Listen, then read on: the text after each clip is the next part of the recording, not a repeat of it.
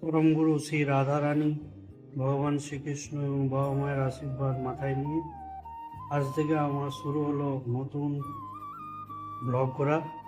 আজকে আমি আছি কানপুরে। বিভিন্ন কাজের সূত্রে আমি বিভিন্ন জায়গায় ঘুরে বেড়াই। তার মধ্যে আজকে আছি আমি কানপুরে এবং আমার সাথে আমার টিম আছে। আমার টিমে আছে হচ্ছে মানস মল্লিক, অমিত কুমার। এরা আমার টিমের একজন সদস্য। এরা আমার সাথে এসেছে। আমরা আছি এখন দি ইম্পেরিয়াল হোটেলে।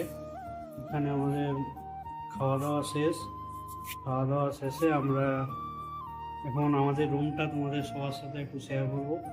খুব ভালো এনভায়রনমেন্ট, খুব ভালো হোটেল। এই যে সে হোটেলের রুমে আমরা যাচ্ছি। এই মানুষ দরজাটা খুলছে, দেখুন।